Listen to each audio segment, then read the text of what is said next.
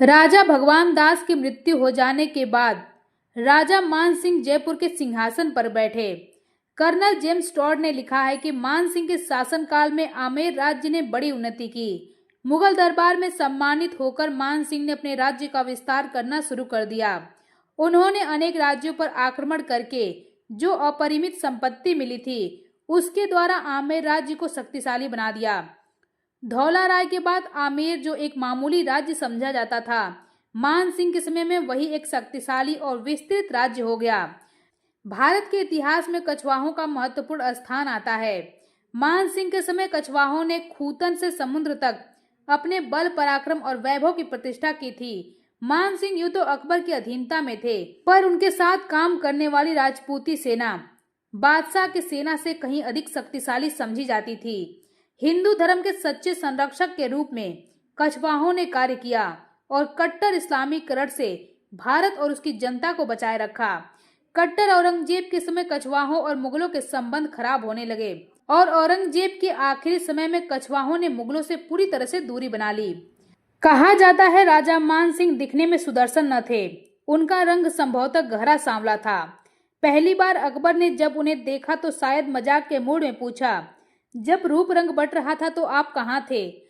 हाजिर जवाब मान सिंह इस टिप्पणी से अविचलित बोले, जहां पना, तब मैं बुद्धिमानी और बहादुरी लेने चला गया था। एक पंक्ति के इस सटीक जवाब ने अकबर को मान सिंह का मुरीद बना दिया। मुगल सेनापति के रूप में अनेक सफलताओं ने राजा मान सिंह को आजीवन प्रचुर यश और धन दिया। अगर मान सिंह प्रथम असफल रहे तो बस महज मेवाड़ के मोर्चे पर, अन्यथा इस विलक्षण योद्धा ने अकबर के साम्राज्य के विस्तार के लिए क्या नहीं जीता। अपने पितामह भारमल और पिता भगवान दास के साथ युवावस्था से अनेक युद्धों में भाग लेने का अनुभव इनके खाते में था। पूर्वोत्तर भारत में जहां सुदूर बंगाल, उड़ीसा और असम तक का इलाका मूलतः इसी सेनानायक के कारण मुगल सल्तनत में आया, वहीं पश्चिम में पंजाब और अफगानिस्तान, उत्तर में कश्मीर और दक्षिण पूर्व में उड़ीसा, सब जगह राजा मान सिंह भेजे गए मुख्य सेनापति के तौर पर, जिसके बाद इन सभी प्रांतों के छोटे बड़े विद्रोहियों को दबाकर मुगल परचम लहराने में मान सिंह पूरी तरह से सफल रहे। राजा मान सिंह के चरित्र का एक और पहलू उनकी अपनी संस्कृति और धर्म के प्रति एक निष्ठा प्रतिबद्धता है। हिंदू धर्म के कुछ अप्रतिम प्रतीक चिन्हों और विग्रहों को सुरक्षित लाकर आमेर में स्थापित करने में मान सिंह प्रथम सदा उत्सुक रहे। मान सिंह कंस की शिला को आमेर लाए थे, जिससे शिला देवी काली का विग्रह उत्कीर्ण हुआ। आमेर के जगत शिरोमणि मंदिर में स्वयं मीरा द्वारा कृष्ण मूर्ति भी स्थापित किया।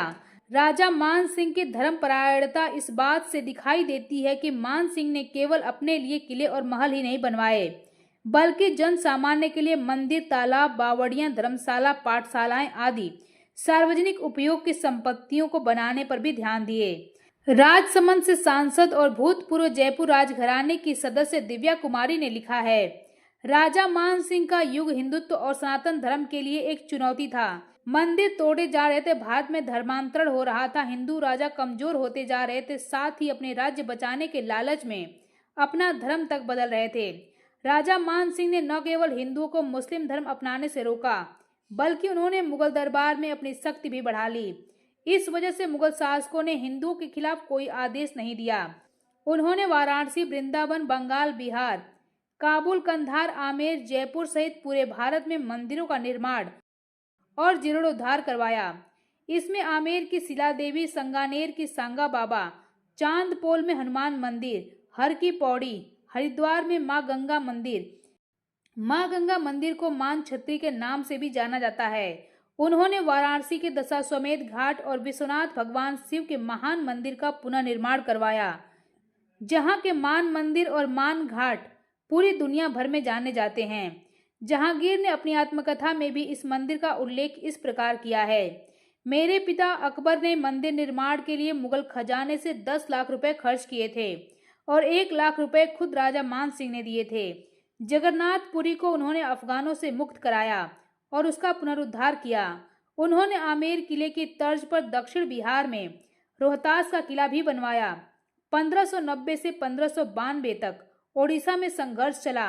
मान सिंह ने खुर्दा के राजा रामचंद्र के आत्मसमर्पण के बाद उन्हें जगन्नाथ मंदिर के रखरखाव और अन्य व्यवस्थाओं के लिए अधीक्षक नियुक्त किया।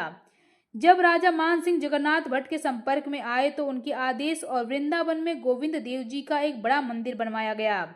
मंदिर का निर्माण 1535 में शुरू हुआ और 1590 तक पूरा हुआ। यह 16वीं सदी का सबसे बड़ा मंदिर था।